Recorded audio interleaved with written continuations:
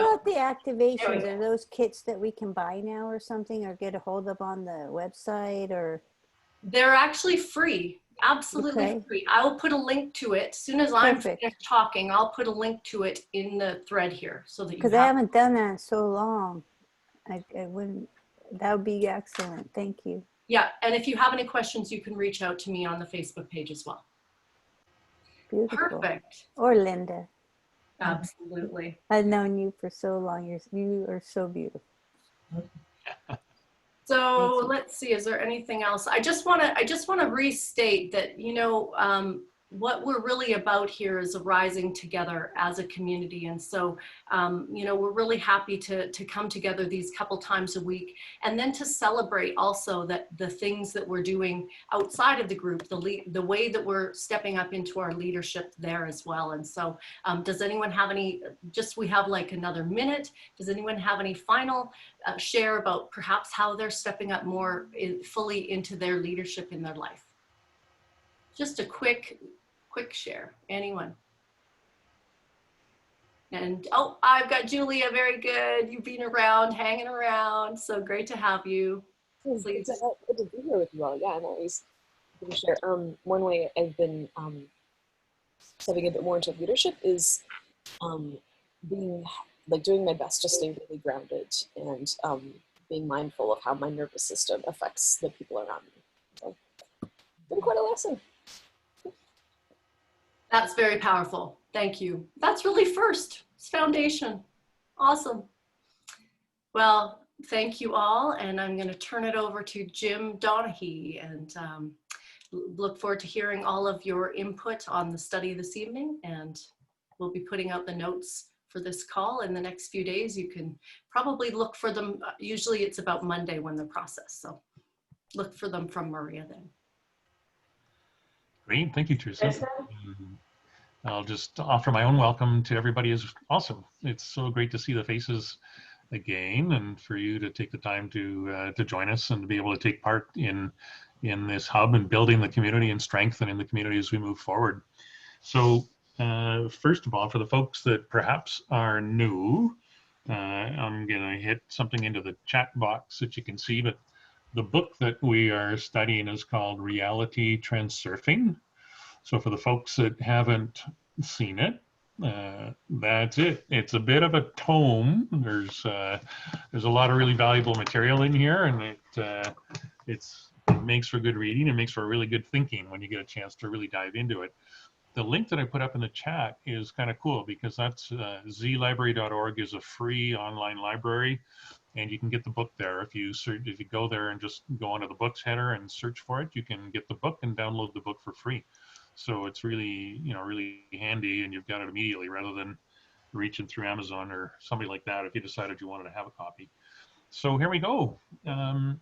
This is chapter 5. We've been at this for a couple of weeks, and this particular chapter is titled Induced Transitions. And I think the whole premise behind the chapter really is, like sometimes we just end up in places we don't necessarily want to be.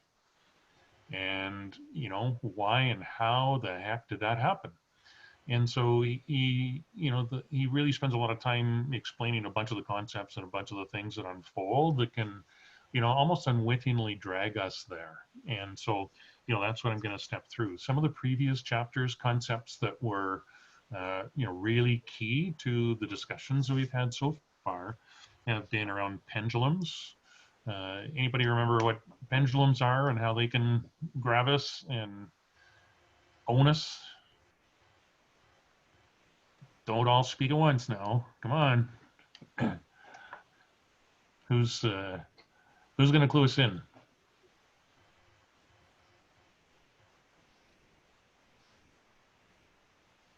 Okay, I guess it'll be me.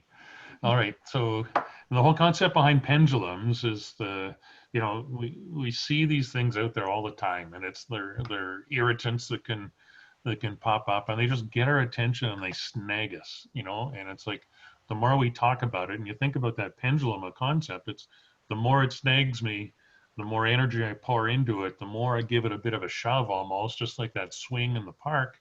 and it ends up swinging higher and higher and higher based on all of the, the energy that I pour into it, just because it's it's got a negative hook in terms of the way it affects me. And another one of the concepts that we covered in one of the earlier chapters was around balancing forces. And, in that particular concept, he talks about the fact that if we get too engaged and we're pushing too hard, or we want something so very bad that it's almost like there's an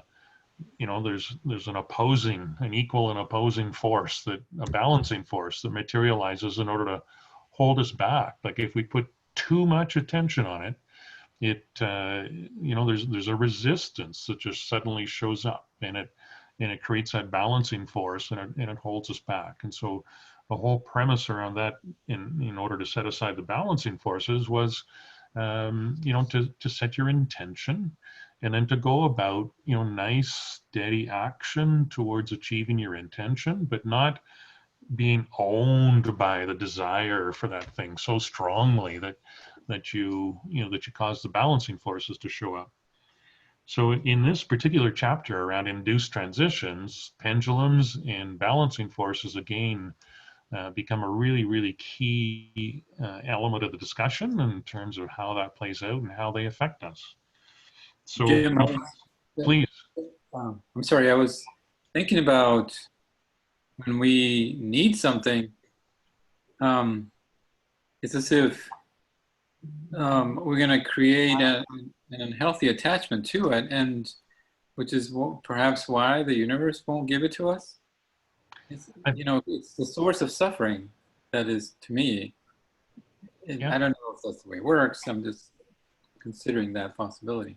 Yeah, and so what plays out there, Tony, in the around that consideration of balancing forces, is that if I need something, and I focus all of my energy on the fact that that I don't have it, that I want it, that I need it, that that's all there is to it, I need it.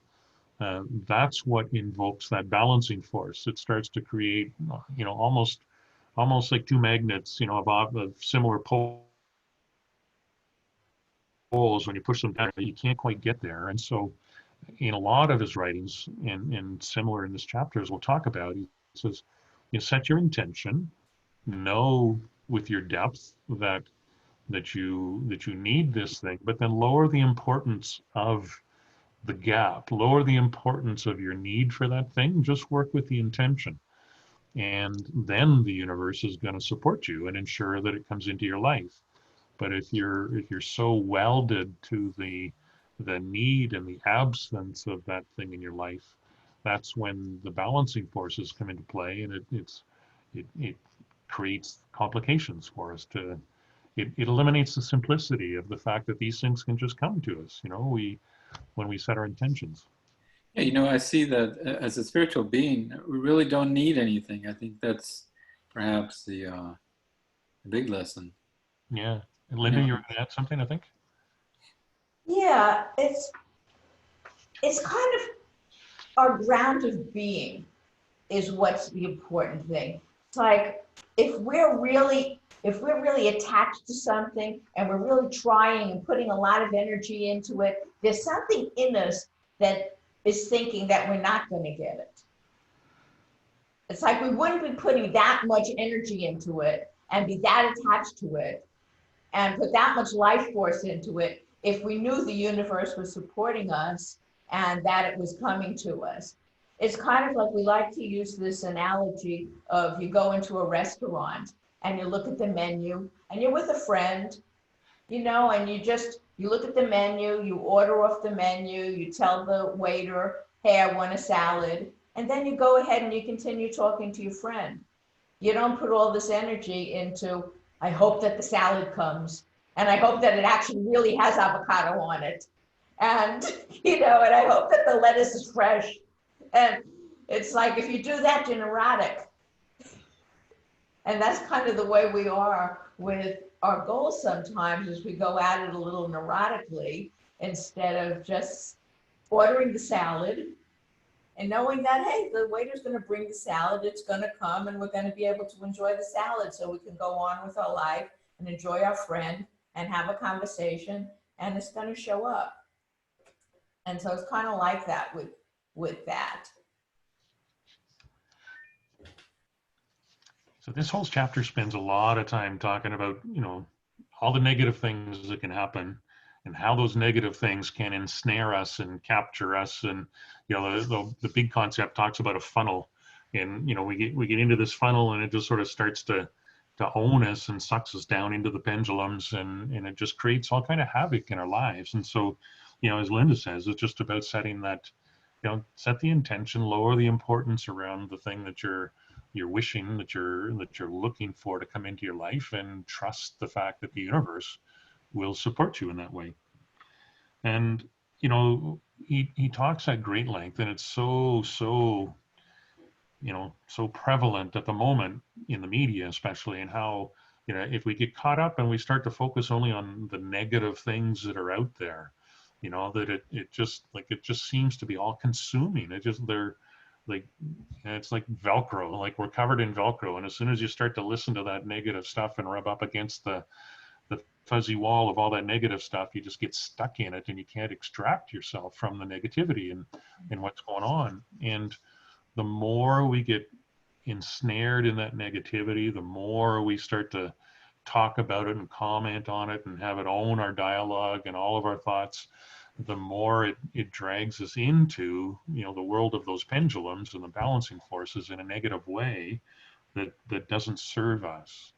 And so the beauty, you know, Tony, of what you said as spiritual beings for all of us is that, you know, we are creating our own reality, each and every one of us. He talks about the concept of layers. You know, each one of us is creating our own layer in our own existence, and our layers overlap. You know, like this evening, for example, you know, our layers overlap. There's 15 or 20 of us here that are sharing a similar experience. And, you know, so the reality that the world knows as a whole is the result of the overlaying of all of these layers of humanity. And so when any one of us gets caught up in the negativity of what's going on, our layer starts to shift, and it starts to slide, and it starts to go to a place where the negative energy that we're receiving and that we are emanating, you know, there's a place that fits that in, you know, in the space of variations where everything exists. There is a space, there is a place in that space of variations that exactly matches the negative energy that we're going to emanate. And what happens then is we start to slide towards that, and you notice that, you know, when we get caught up and start complaining and everything's going bad, is that it just seems to snowball, and it's really, really tough to break that cycle. And that's the concept that he writes about in this particular chapter, in terms of saying, look, if I start focusing on the negative, if I start emanating and speaking negative, and I'm angry and I'm walking around in a huff and I'm kicking the dog or kicking the cat and doing whatever, it just snowballs. And the next thing you know, it's like we're stuck in that funnel, and it just owns us. Is there any sort of common experience or any thoughts or any life experiences where folks have felt that they just kind of get on that kind of a roll? Please, Carrie, go ahead.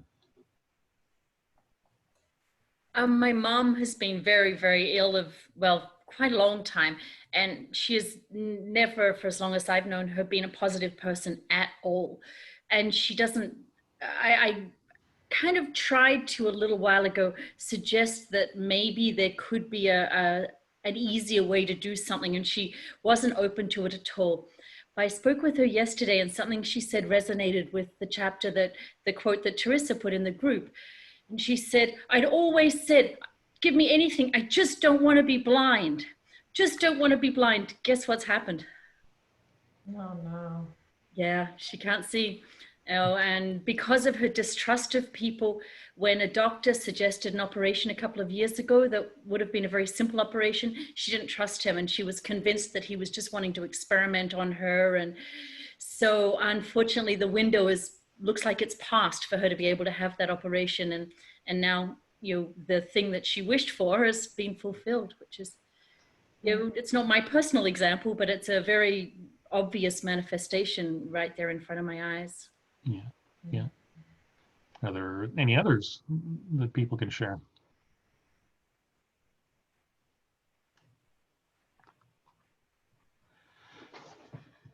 Yeah, Carrie, please. In the last 2 months, I've lost my office space, the people that I've officed with for years, my marriage, and kept my sanity by staying in this mindset of, okay, maybe this isn't exactly what I'm choosing, but I literally found someone 5 minutes from my house that had an office to fill. We ended up being neighbors in Kansas City 20 years ago for like 5 years and never knew one another, lived 5 blocks from each other. And it's like I have this instant Midwest family. I have an office share person. She and her husband purchased a rental property and paid cash. It's facilitating all of these different things. And I just, like, there's no way that I can't see the beauty and the way that God is creating miracles in my life right now. I mean, even with all of the falling on the floor and, you know, having these huge emotional moments, I still feel held. I still know I'm loved. I wouldn't have been able to walk through any of this if I didn't have this community, this connection, and this type of training. I'd be an absolute mess. That's beautiful, Carrie. And I know there's whatever 15 or 20 faces here that are just pouring their love out to you at the moment and helping you with all of this, you know. And I think, I mean, that particular share that you were just kind enough to express really speaks to one of the key themes right through the lesson at the back end of this chapter, which says, you know, don't get hooked by the negativity.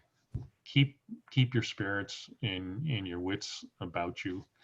And, you know, don't grab onto the pendulum, don't grab onto the spiral and have it suck you further and further into the negativity where, you know, you start to adopt a victim mentality and the whole thing is terrible and you get stuck at the bottom of that, you know, of that drain kind of thing. And it's a long road out. And so, yeah, a big mantra for me right now is this is not forever, this is for right now. Yeah, beautiful. So I just keep reminding myself of that. Beautiful. Yeah. Yeah, just also keep focusing on what you do want. Right? Whatever's next for you and whatever you do want. Yeah, moving forward. A lot of slam poetry. I'm writing a lot of slam poetry. I've never done that before, but it's really healing. Good. So he talks about the three key things that kind of, you know, that you've done a beautiful job of setting aside, Carrie. So first of all, excess potential. If you get too hung up around what's going on, then, you know, as Linda expressed a while ago, you just get this intensity, this negative charge about you, and that pulls up the excess potentials that keep you moving in that negative direction. You know, and again, that all of that negative energy becomes a channel. It just slides you right into the pendulums and just whips you even harder as you're moving along it, and that negative energy just pulls you towards a negative life track. And so, you know, Carrie's just expressed a beautiful way of, you know, we all know the expression, right? Shit happens. Well, shit can happen around you, and it doesn't need to own you, and you don't need to allow it to own you. And so, by expressing choice, you can make a big difference in that way. Yeah, he runs. Jim, I think of it as not so much. It's nothing about me. It's not like just anything wrong with me. It's just this is just life. You know, it's not going to be perfect every time. And that's a beautiful expression as well, because it is life, and this stuff goes on around us, and the choice then has to be ours in terms of how we're going to allow it to impact us. If I get hooked and I get dragged onto the pendulum or through the funnel or to a negative life track, then, you know, it's a much longer road to try and kind of regain the, you know, the la chemin, you know, the journey is longer to kind of get back on track, if you will. But if I'm able to recognize that you know, and he talks about the overseer, you know, our, if you want to call it your angel or your, you know, your alternate self that's perched on your shoulder that says, look at Jim, you're starting to get hooked on this. Like I watched in Canada our speech from the throne yesterday, and they get the politics going. It's like rah, rah, and I was like, no, just let it go. You know, like it's just out there. Don't take off the Velcro suit. Step away from the wall. You're going to be fine. You know, don't allow it to hook you, and lower the importance on it, and you're going to be fine. Any other thoughts that pops for folks? Well, maybe I say a couple of things. It's obviously true, and I personally noticed that it is quite easy for most of part. I have my own business, so in my own business, it is very easy because I pretty much can control the environment. So I am my own boss. My ladies, they love me. Whatever I say, it goes. And I can just transurf. You know, I'm centered. I'm right when I want to be. And everything is going, you know, so well, you know, okay, drop the importance. But then, you know, part of my job involves the interaction with corporate America. So, so here I go. Yesterday on, you know, one of the meeting that, you know, that I'm meeting with the corporate America and, you know, talking about the pendulums, you know, these, you know, these pendulums are really, really hard. And, you know, somehow, you know, knowing all that, you know, you still, you know, you still need to interact, and, you know, the job has to be done, you know, whatever you do it, you know, you have to present this and that, you know, and then you get, you know, you get chewed and spat on and, you know, all kinds of things. And you're like, oh, okay, you know, I'm just gonna, and people say, come on, you know, this is misogyny. I'm like, oh, okay, you know, it's all good, you know, whatever. He says. So, you know, you try to make an effort, but then, you know, then in the end, I noticed that I lost in a way that it really, you know, whatever happened, yeah, it was a, you know, it was a huge thing. And I kind of, yeah, I think I conducted myself well, but then it stuck to my mind. So then I came home and I'm loading all this on my husband and this and thinking about it. And this morning I wake up and the first thing that happens, you know, I'm thinking about it. So the little pendulums, you know, not too bad, but, you know, when there's a huge pendulum and then just, you know, by the definition of your function, you know, you have to, you know, behave in certain ways. And that's when it becomes very, very challenging because there's 20 non-surfers in your room and you, you know, and you're trying to survive. A couple years ago, I still had Dr. Baez with me, you know, he's no longer there. So I'm there all by myself. So it can be really challenging and it kind of, yeah, you realize because, you know, I think you're so cha-cha, you know it, you're doing it and you know, and then the real test comes and you know, I kind of still fall apart. So I'm glad we're meeting today. So, so I get maybe a little bit of the different energy. So it is experience with corporate America pendulums.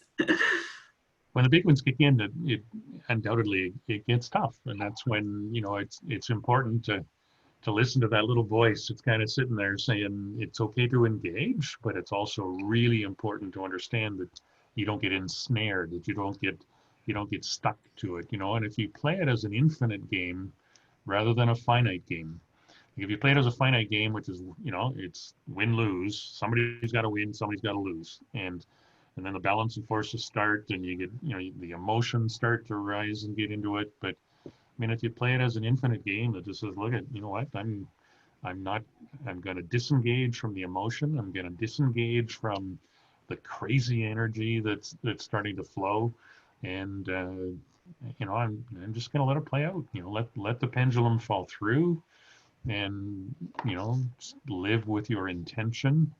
And you know, perhaps it's not that client, it's another client, but something will materialize that's going to serve you in the way that honors the intention that you have set. Very difficult to remember that you're fighting for your life. Yes, it is. It is for sure. Yeah, I think what Jim just said is really important. That word, you know, disengage. Yes. You know, it's like an action that we have to take in that moment of actually disengaging. You know, however you need to visualize that, or somatically in your body, you know, just pull back your energy and not be so invested in it. It's like what happens when we get that invested, emotionally invested, is that's when the balancing forces come in, and that's when we get ensnared in the pendulum, and that's when we get sucked right in and all. And so on. It's like all these words, sucked in. It's like, so instead of being sucked in, we suck it back. You know, we just suck ourselves back out. It's like, you know, it's like you get yourself grounded, whole, and the way that the book talks about it is that we still be impeccable.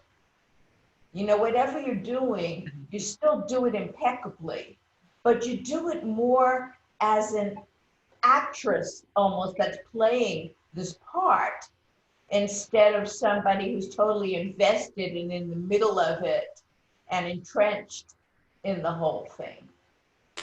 And so that's the image that I give myself with the overseer, is like, you know, being this actress playing a part, and I'm going to play it really well, and I'm going to, you know, be impeccable in it, but I don't have to be emotionally invested.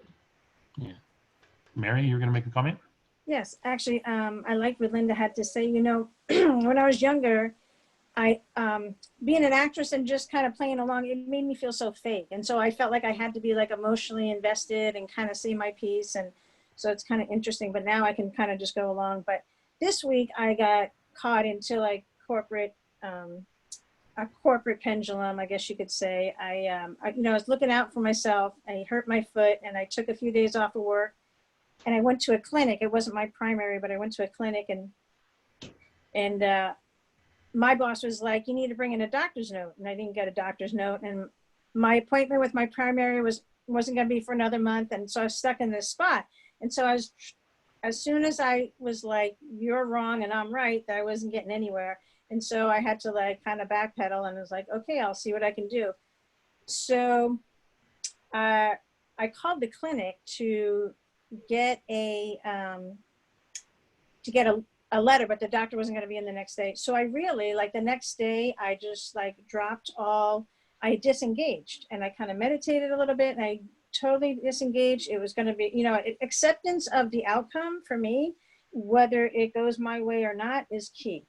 So as soon, and anything that happens in my life, as soon as I drop the outcome or accept the outcome of whatever is going to happen, then boom, the universe falls into place and gives me what I want. But as soon as I latch on and I get emotionally attached and I get into that I'm right, you're wrong kind of thing, then it's all out the window. So, but I called the doctor and he was more than happy to just kind of put it at the front desk, and I went down and picked up the note, and you know, like the universe looks out for me. So I wanted to go back to work like tomorrow, and they were like, the universe was like, nope, you need a couple more days to rest, and I'm not going to go back till Sunday. So I was like, you know, threw my hands up, but yeah, so. definitely. Right on. And that, I mean, you just summarized the whole chapter beautifully by saying, look, when I can let go of the emotional involvement and the, and the fact that I get stuck and tagged and engaged and I step into that mousetrap, then when I avoid that, I'm good. And you know what? It'll sort itself out. And, that's what we heard from Carrie as well. And Mary, you've offered another example of it. And Linda's comment was beautiful. And I find, I think about it, looking at it as if I'm sitting at 50,000 feet looking down, and I'm moving these players around on the screen. It's like a chessboard, and so you're seeing yourself, and it's like you're watching yourself as an actor in that theater, in that play, and it really helps you start to witness, and when the emotions are rising, when that energy starts to arise, it's like to me. And awareness is key, just to be aware of like your energy and how you're feeling at that time. I did have a comment and I just lost it, but oh well. It truly is. And so, he goes on to talk about a number of sort of really high order negative experiences that we can all face, like disaster and war or fighting and unemployment, epidemics, panic, poverty, and I mean, they're all, hugely negative phenomenon that can appear in our lives. And yet he speaks through each of them with the same sort of principles that just say, look, take a deep breath, set your intentions, allow the importance of it all to fall away. And the universe will sort things out for you. If we start to absorb that negative energy, or if we start to really resist that negative energy, what we resist persists. It's gonna stick with us for a while. If I start to absorb it and emanate it and to vibrate my own personal energy at that level, it's gonna bring me to a life track where there's all kinds of that stuff.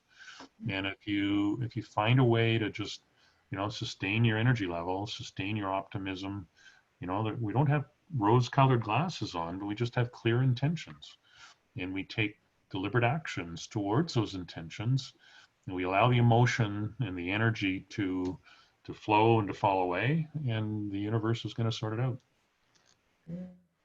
I live in San Diego, and I'm not actually a surfer myself, but anytime I'm at the beach, I'm watching these people surfing waves. And it really gives a great visual to this whole thing. I mean, the book is called Reality Transurfing. And I really see it like that when you watch people surfing. And all of a sudden it's like, however the wave is coming, they're moving into the place that has an ease and flow so that they can actually surf the wave and make the most of it. And use its energy to go where you're going and stuff. And that's what this is. It's like I just have this visual about it all the time. It's like if where I'm at isn't the wave that I want to be surfing, then just find another wave. It's like there's a lot of waves out there. And it's like I just see it in terms, I'm very visual, and I just see it in terms of the waves. And it's like, if I'm going this way and it's not the wave I want, it's like, surf that way and find that wave that already has that particular, whatever I want is already appearing there. It's not like I have to force it and make it and chase it. It's like I just have to flow into the right wave where it's already appearing there. And all it has to do is unfold for me. And so it's just a much easier way of having the universe work for you instead of trying to push a boulder uphill and make things happen. But you're in the wrong wave. It's like you can't make things happen in that wave. It's like you have to go to a different wave. and then it's really easy. It just pushes your board.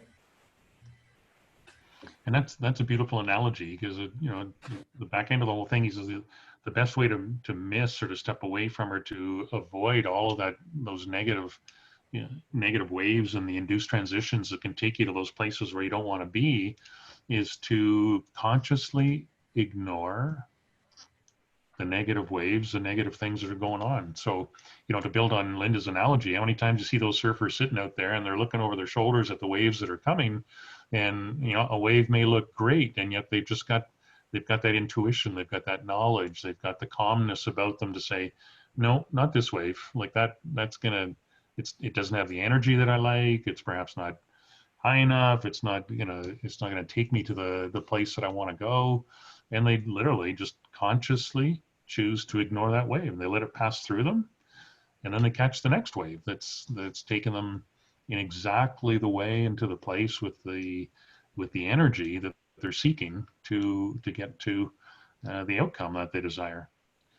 And so, you know, like I said, you know, the chapter goes on and talks about all those other things, but the example is really the same in each case. It just says, look, it's incumbent upon us, you know, to engage our overseers, as Mary said, you know, to really to remain aware. And that's the beauty of presence, you know, of truly being present moment to moment, so that we're aware of where are we in this play. Like, what's this character up to now? Is it a positive choice with a good outcome that's going to work for me, or did I get caught up in the plot and, you know, it's taken me to a shootout at the OK Corral, and heck, I'm not a gunslinger, for crying out loud. Like, how did I get here? So that's, you know, that's in essence, that's the message that comes through all of this. So it's, you know, bottom line is, don't absorb negative information. Don't put on that Velcro suit and go looking for fuzzy walls to throw yourself against in the battle because you're angry, because there's energy, whatever. It's like, be aware. Choose to let it flow through you. Set clear intentions. You know, and we come back just to close it off with respect to leadership, you know, and what the whole community is about, and say, you know, we are all leaders. And I'm not even talking about, you know, in a business sense or running a business or whatever, but, you know, the waves that we emanate, the influence that we have on every single soul that we come in contact with, you know, is a form of leadership. And so really, before you can even be a viable, competent leader of an organization, you must be really competent in terms of self-leadership. And in that way, you know, this is a chapter that's really meaningful for us in terms of making sure that I'm not getting snared up and heading down a negative path that's going to suck and drag more people with me. It's like, you know what? No, I'm in control, actually, and I'm not resisting. I'm watching. I'm seeing those waves pass me by. I'll choose the wave that serves me, and I will fulfill my intentions with love and compassion and honor and integrity, and just do everything I can to live a good life and love people like every one of you. Carrie. Last week, I went to visit my youngest daughter, who I haven't seen since the pandemic started. And we were to go for a road trip through the Rocky Mountains. We'd planned this out, but I'd said all along that my main intention was to see her. And on the first night, she had a very, very serious hypoglycemic, whatever it is, when your blood sugar plummets. And her fiance and I were unable to get her okay. And I can't believe she didn't go unconscious. She was 1.5, 1.9, for anyone who knows what that means. And we had to call the paramedics. So paramedics came. They stayed with us until we got her back to a proper coherent state, which of course meant the next day we're a little bit late leaving on our road trip, needless to say, after the poor kid, slept for a few hours. So we head off out on the road trip, and lo and behold, if she doesn't hit a rock on the highway and blow out the tire. So we get pulled off on the highway, and the tire iron doesn't fit the tire, so we can't even change the tire. And she said, "Oh, Mom, I'm so sorry." And I said, "It's okay, darling. My intention was to spend time with you, and I'm spending time with you." So we popped the hood so it would look like we were a couple of damsels in distress while we were hoping that the auto people would come and help us. And these wonderful people stopped, and it was a really good lesson for me as well, because these are people I might perhaps have judged if I'd seen them in a different environment, and they went so far out of their way to help us. They had to arrange childcare for their extra kid. They had to call another guy to come and help us. He'd just been sprayed by a skunk and was on his way to a funeral. But all in all, it all worked out. She didn't die. We eventually got the car fixed. We had to drive a couple of 100 miles at 80 kilometers with the blinkers on because we had a donut tire until we could find a right tire. But everything was fine, and we spent the time together, and what was important was the relationship and the time together. And by remembering it, so many of those things you just said, Jim, reminded me, just remembering what's our purpose, having love, compassion, being a good leader, just keeping calm, allowing to unfold whatever is going to unfold. We had the most amazing trip. And the only time we almost got irritated at each other, it meant we delayed slightly, walked around the corner and saw one of my best friends who doesn't live anywhere near there. So it was just one magical moment after another, combined with, as Tony said earlier, life happens. Beautiful. All right. I'd love to hear any thoughts that have surfaced, and if not, I'll pass it back to Linda in order to guide us through a process.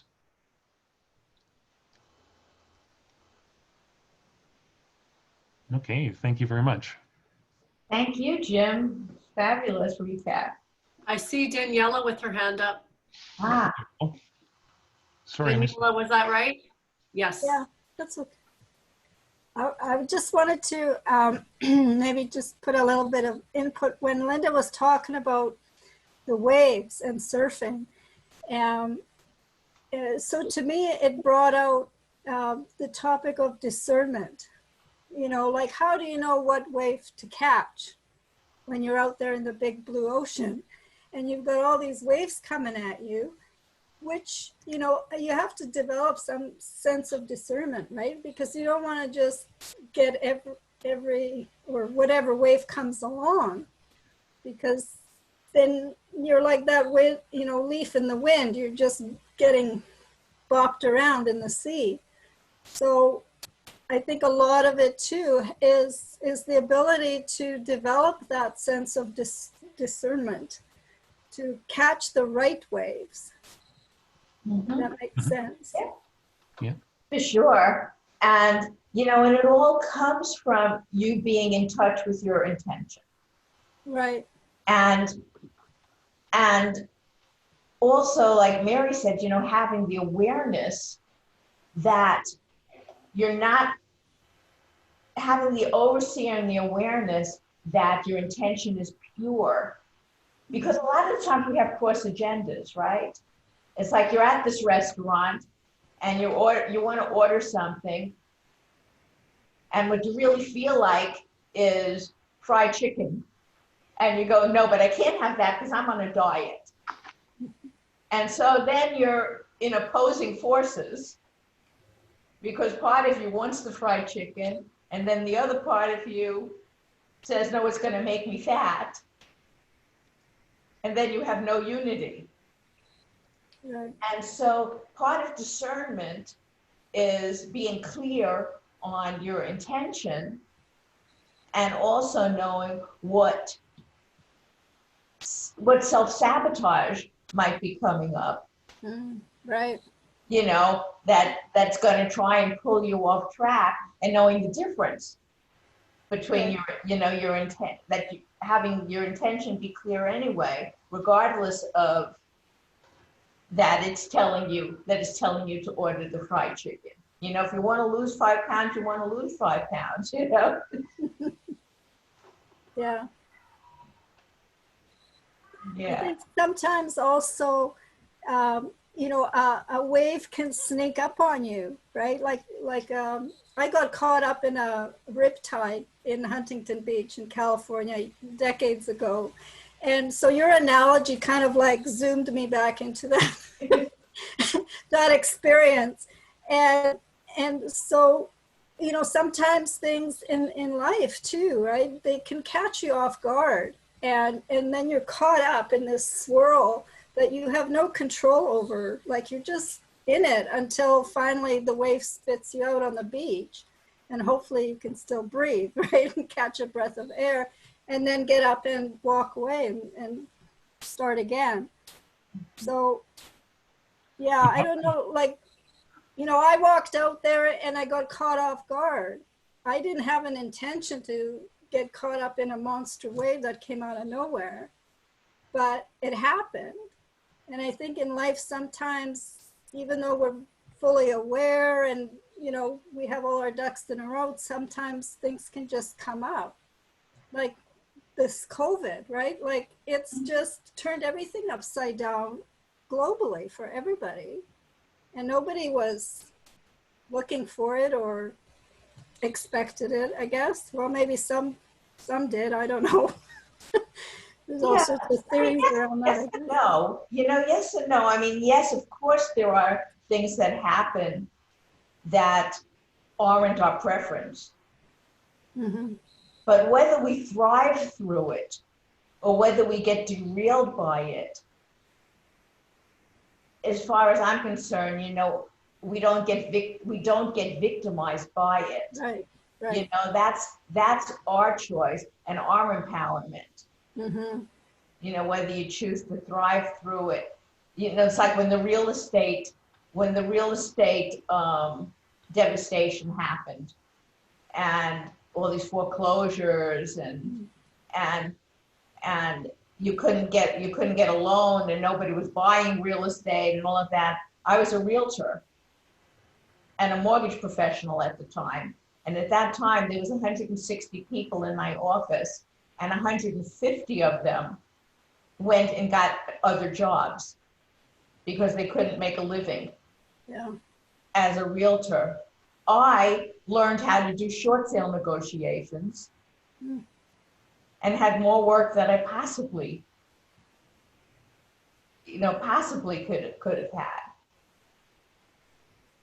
Because I decided that regardless, I was going to thrive.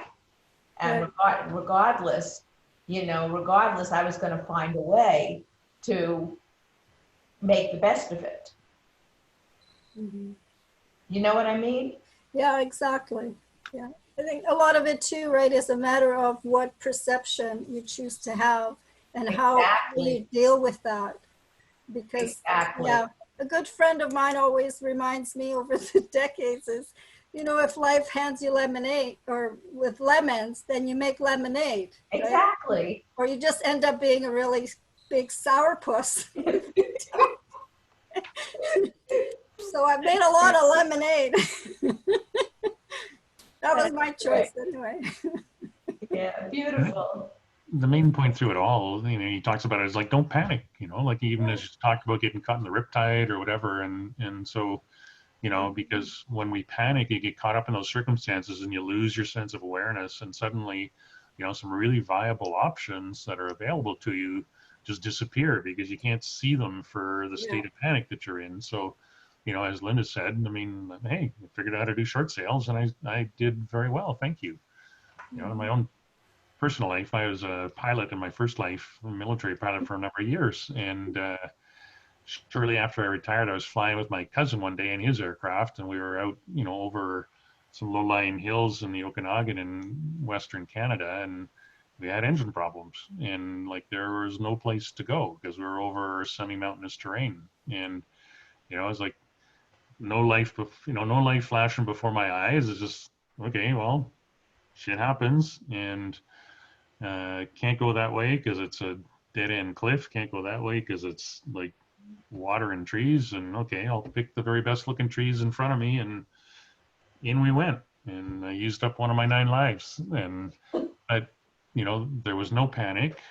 It's like, here's what's happening. I'm gonna examine which options are right, and thank God, you know, picked the best looking tree, the softest looking evergreen I could find, and we went into the trees at about 80 miles an hour and walked away. I had a lot more hair. The canopy took off a bunch canopy took off a bunch of my scalp. My hairline used to be down around here like most people, but at any rate, we survived. And I think that's another case in point, like you talked about in the riptide, is sometimes we get caught in those riptides in life, and we get panicky and we lose our sense of awareness, and we lose the ability to start to really reflect and choose the best options that are available to us. And that's when we get sucked into the vortex, and it's not easy to stay calm and to not get hooked, but that's the challenge that's there for us. And if we can stay out of the challenge or out of the vortex, we're going to make better choices, and our intentions are going to be satisfied by the universe. Beautiful. Thank you, Jim. Thank you, Daniela, for the share.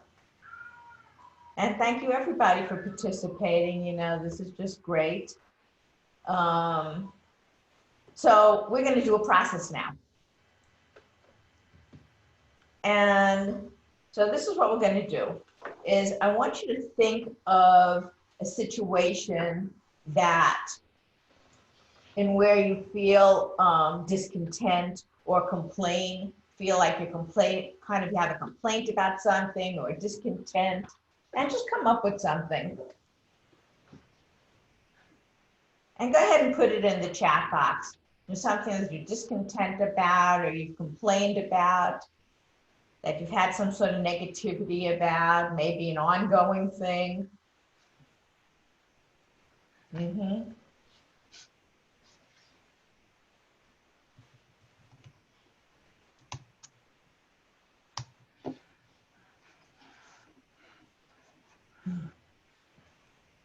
Yeah, so go ahead and put it in the chat box. Just think about it. Something that you've complained about, or have a discontent about it, dissatisfaction.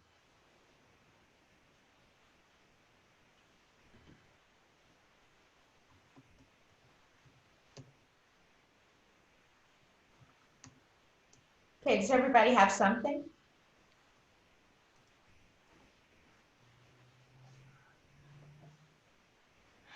Okay, great.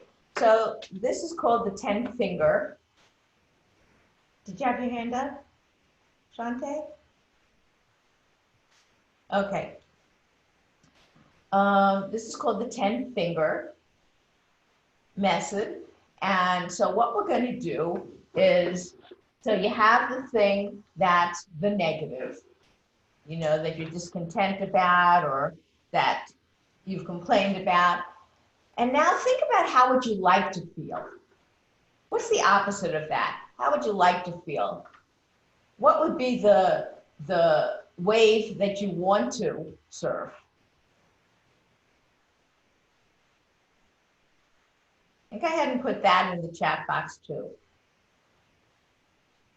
In fact, put both sides of it in a succinct thing, like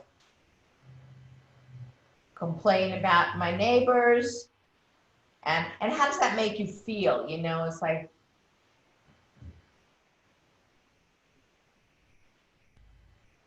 but maybe I want peace around my neighbors. So how would you like to feel? What would the opposite of that be? What wave would you like to surf? Okay, very good. So the way that this goes is, you're going to use your 10 fingers, and you're going to use either like a desk in front of you, or your thighs. Doesn't really matter where you put them out on. But you're going to start with your left thumb. And what I'm going to say to you is, I'm going to just say it generalized. And so you have to insert your particular situation in there, as I say the words generally. Okay? And so it's going to go like, even though I used to feel that my neighbors were really upsetting me, Now I know that I can feel peaceful and contented within myself and even intend to have a better relationship with them. Okay? So it's like on one side, you're going to feel the negative, and then we're going to put out the right side finger, and I'm going to say the positive. Okay, and then we're going to go with each finger. So you start with your thumb, and then it's like thumb, thumb, pointer, pointer, middle finger, and you just put out one finger at a time as we go through the process. Okay, is that clear? Okay, and just really feel whatever side that we're doing it, feel it fully, do it to the best of your ability, and don't resist anything, and insert whatever your specific is as we move through this. Okay, so just say to yourself, before we even start, just say to yourself on a scale of 1 to 10, how strong is this for you? How strong is this issue? And you can just jot that down if you like.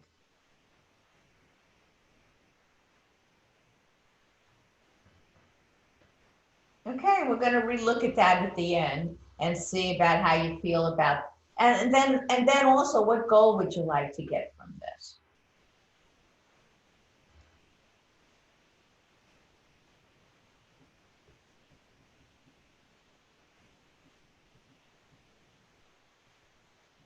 Okay, so how strong is it? What goal would you like to get from it? And at the end, we'll revisit those.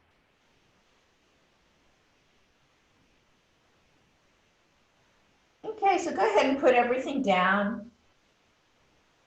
And just close your eyes.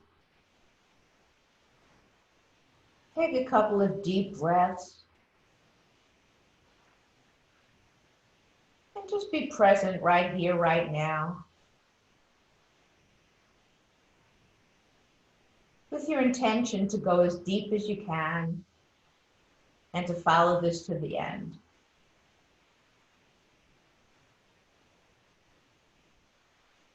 Go ahead and put out the thumb of your left hand first. And just say internally, even though I used to feel, and then whatever your discontent or complaint is, just insert it there. That I used to feel immobile and sick. I used to feel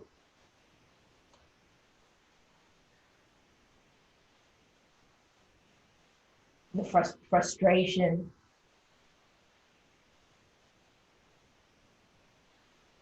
Okay, so whatever it was you used to feel. Okay, now put out the thumb of your right hand and say to yourself, but now I know that this is the reality. Now I know that I really can have peace and that I can be empowered with this. I can have respectful collaboration. I can have peace and quiet and mutual respect. I can have a loving and stable relationship. Okay? Okay, deep breath in and out. And now back on the left side with the pointer finger. And put that out and say to yourself, even though I used to feel, and insert whatever your negative is, whatever that discontent is. Okay, and as you're feeling that, take a deep breath in and out. And then the pointer on the right hand. But now I know that this is my reality. And insert the positive, how you want to feel, the wave that you're surfing.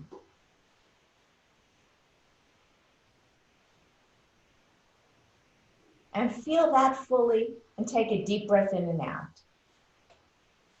Okay, middle finger, left hand. Put that on the desk, or on your thigh. And even though I used to feel this form of discontent, this form of complaining, that I used to feel that way. And as you're putting attention on that, just take a deep breath in and out. And middle finger, right hand. But now I know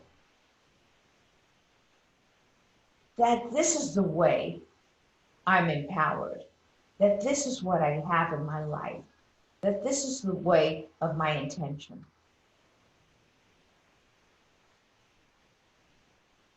That I choose peace. And as you feel that fully, take a deep breath in and out. Okay, ring finger on your left hand. Put that out. And again, say to yourself, even though this has happened in the past, the discontent, the complaining, even though that's happened in the past, and just feel that. And then put your right ring finger out. Okay, but now I know that this is the truth of it. That this is my intention. And this is the wave that I'm surfing. And feel that fully. Enter it completely. And take a deep breath in and out. Pinky finger, left hand. Even though I've been discontent or complaining about this particular thing, even though in the past that's been the case,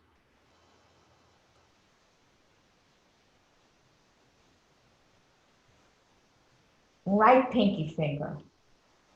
But now I know that this is my intention. And I choose to surf this wave. I choose to enter the space of variations where this is reality.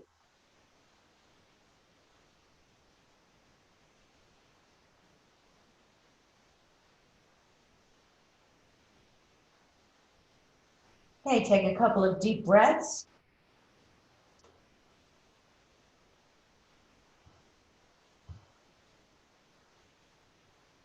And then ask yourself, what's happened to the problem? If it started off as a 7 and a 6, how does it feel now? What number would you give it now?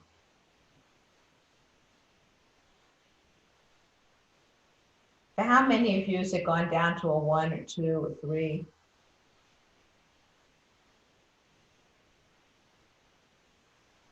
For anybody, did it not fade?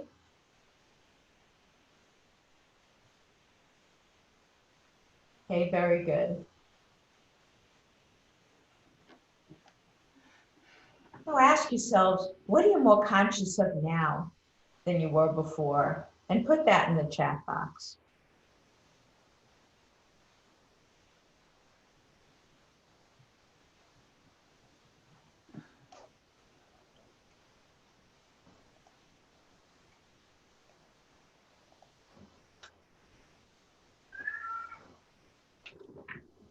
Very good. I have a choice. I feel calmer from the exercise. Okay. They can't take our power. More conscious of the possibilities. I'm in the hands of the universe. My choice is where I put my focus. Beautiful.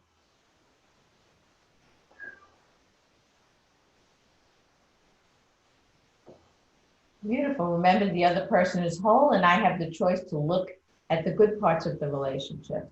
Absolutely. Realize that the frustrations have to do with the story I was creating and not the act. Beautiful. Beautiful. Okay, close your eyes again. And just imagine a ball of light above your head. And just consciously draw in divine white light. And just fill yourself with divine, healing, energizing, white, radiant light. And then just expand it infinitely. Infinite light inside of you and outside of you. Expand it infinitely.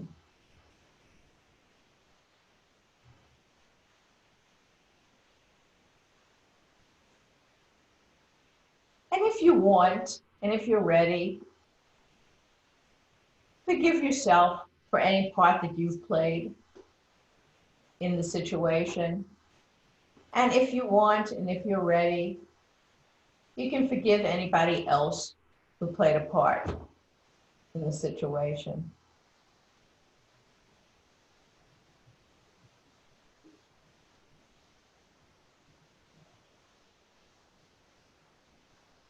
And go ahead and give it an honoring. Honor yourselves for the good work. And go ahead and honor each other for a shared sacred experience.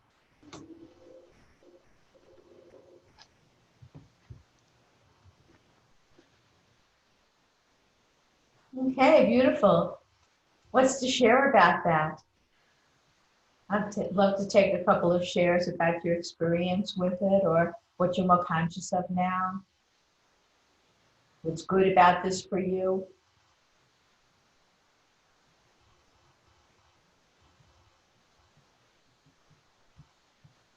Hi, this is Shantae, and Yeah. for me, it's the remembering or being reminded of the power that I have to create the narrative consciously, because I'm creating the narrative anyway. So I might as well create it consciously the way I'd like it to be. Especially when I'm dealing with another person outside of myself, that I can't create their narrative, even if I'm married to them. They still have to have that that autonomy over their own lives to create that for themselves, and that I can let go of my need to have this idea in my mind that I need to control the whole situation, that I can control my narrative and let whatever their narrative is, and we can have the dance of the waves. Beautiful. Beautiful. Thank you. Right. Okay, anybody else? Julia? Thanks. Yeah. The bit with the forgiveness, and I love the like invitation to forgive. I was thinking about the political situation in the United States, and I loved that place of like seeing the fundamental innocence of the people creating what I think is really not good, and having it like it I think in the past I have been like, I don't know, this whole forgiveness thing seems an awful lot like saying like, hey, that wasn't a big deal. This is, I think, maybe the first time I really experienced it as strengthening like me, like strengthening in the opposite direction from that, of like, you know, not in a cruel way, but like in a way of like, you know, I see the fundamental innocence behind what you're doing. And it was like decreasing importance of like the evil of what they've done, you know, or of what the people that I disagree with, you know, have created, in a way that allows for like more power and attention to go to like you were saying, like the wave that I want to serve and that I hope we collectively will serve. Yeah, perfect. Yeah, the more that we fight with it, even internally, the more power we give them in a way, you know? So it's like just dropping the importance and of course, having our opinion. Of course, we don't have to like like it, or we have our own preferences and our own opinion, and we don't have to go along with it because it's a pendulum. But we also don't have to struggle and fight with it either internally, right? So beautiful. Okay, one more share.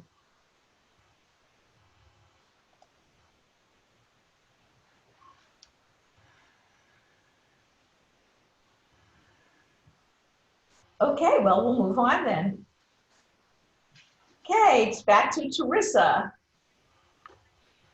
Oh, well, I think we're sort of in that zone, and we'll sort of stay there, but I wanted to just put a little reminder out there that our next activation is relationship activation. It's going to be on the 3rd Saturday of the month. I posted in the chat, and I will do it again because it seems like it's buried. The dojo ready, done for you dojo kit. So go onto this link, go onto the one that says relationship, download it, print it, read through everything. If you have questions, if you come into any snags, contact myself or Cindy. We're primarily the ones that are going to answer those type of questions for you. You can message us on Facebook. And have fun. If the relationship dojo doesn't call to you, it's actually not imperative that we're all doing the same dojo. Though the energy of us all doing a dojo or that particular dojo just amplifies the power of us all doing it together. So if one calls you more than the other, just do it. Yeah, invite a few people over. If if that's okay with you to have a few people in your space, that you can do it responsibly. Just invite a few people over and plug and play. Or do it online like this. Yeah, or do it online like this. But either way is just really a wonderful way to spend a day and to share with your community. And if that date doesn't work for you, pick a date that does. The only reason that we pick a date like that is to have the energy of it happening, all at the same time across Warrior Sage Land. All over the world, together. Yeah, but if those dates don't work, just pick a date and go ahead and do it.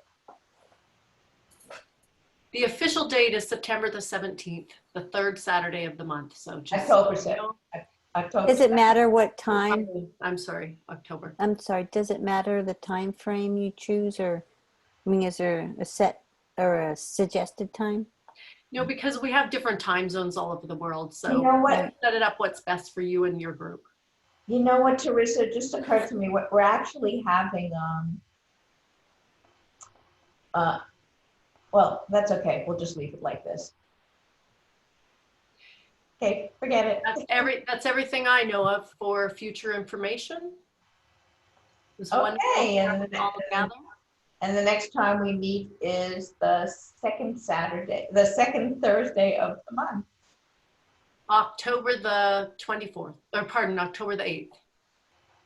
Okay, feel free to invite friends. And we do this kind of as you can enter at any time. I mean, even though you're not you may not have read the book from cover to cover yet. You can enter at any time, you can catch up, and you can still be a part of this. So definitely invite people, and we'll see you then. But yes. I'm sorry, what chapters have we completed now? Up to chapter 5. So chapter 6 will be next time? Yep, chapter 6 next time. And for those of you that didn't hear this before, the way that we've always been taught to do this is to actually print out the summary first. There's a summary at the end of each chapter. And so either copy and paste the summary, print out the summary, whatever. And as you're reading it, refer to the summary at the same time. That way you really get the gems and the points that are the most applicable and most important.